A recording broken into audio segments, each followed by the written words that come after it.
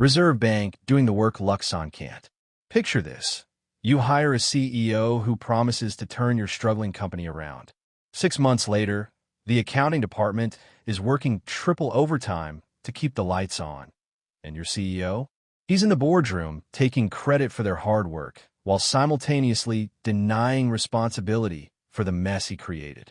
Hello, welcome to NZ Political Insights. If you're just watching now, please hit the subscribe button to keep you in touch with our daily new updates. Sound familiar?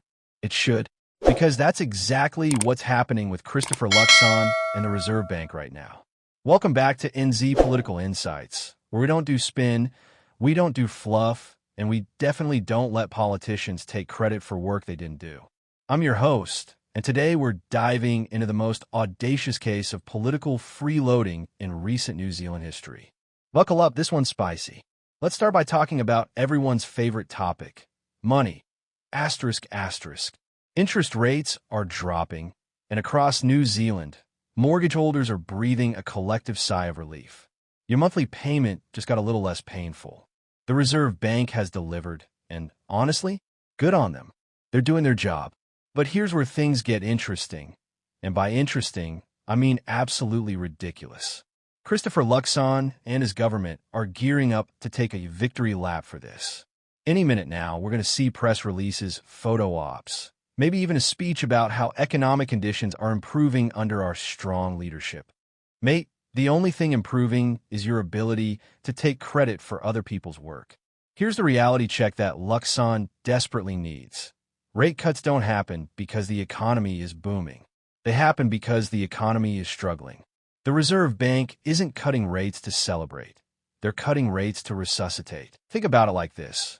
If you're at the doctor's office and they prescribe you painkillers, you don't walk out thinking, wow, I'm so healthy. You walk out thinking, something is clearly wrong here. The painkillers help, sure, but they're not addressing the underlying problem. They're just making the symptoms bearable. Rate cuts are economic painkillers, not a cure. And Christopher Luxon is out here acting like he just discovered penicillin. Labor's Barbara Edmonds absolutely demolished this fantasy when she said rate cuts signal a stalling economy, and that's not bragging material for any government. She's right. Lower interest rates mean the Reserve Bank is worried about growth. Inflation pressures are easing because demand is weak, and the economy needs stimulus just to keep chugging along. That's not a win. That's a warning sign. And Luxon treating it like some kind of triumph? That's either dangerous incompetence or deliberate spin. Take your pick. Neither option is good. Now let's address the elephant in the room. Or should I say, the promise Luxon conveniently forgot. Asterisk. Cast your mind back to the election campaign. Remember Luxon's big pitch? The one he repeated ad nauseum?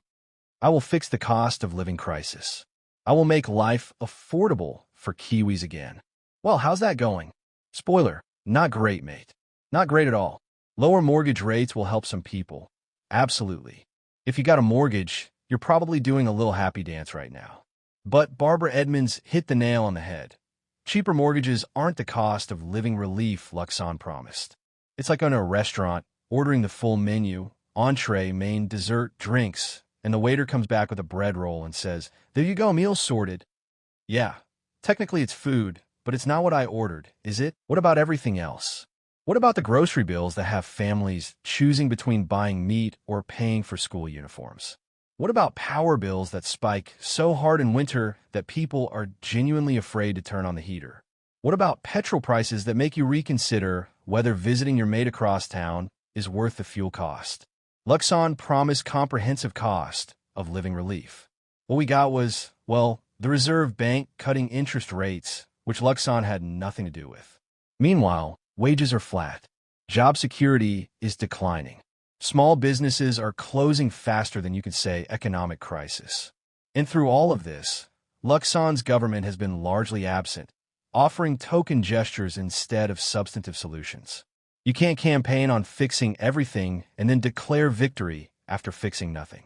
The cost of living crisis isn't just about mortgages. It's about whether ordinary Kiwis can afford to live with dignity, whether they can buy healthy food, heat their homes, send their kids to school properly equipped, and have a little left over to actually enjoy life.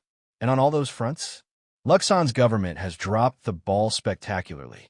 Okay, time for a civics lesson, and trust me, Luxon needs to pay attention.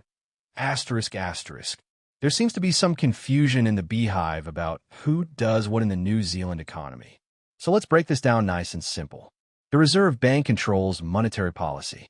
That means interest rates, inflation targets, and keeping the financial system stable.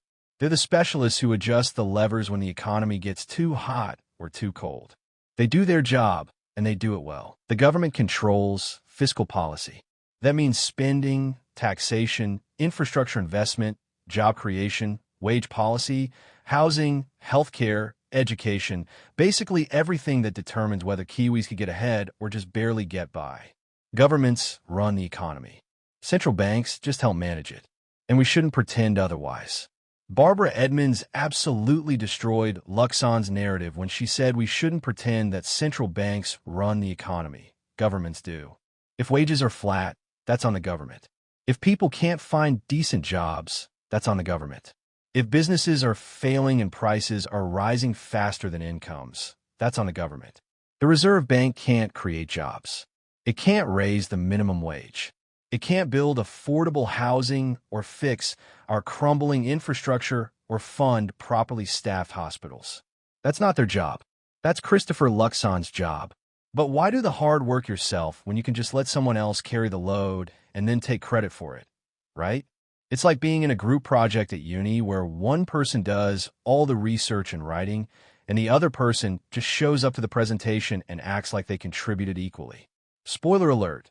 We all hated that person in university, and we're not fans of the political version either. So where's Luxon's economic growth strategy? Where's the bold plan to create jobs, boost wages, and make New Zealand competitive again? Where's the vision for a thriving economy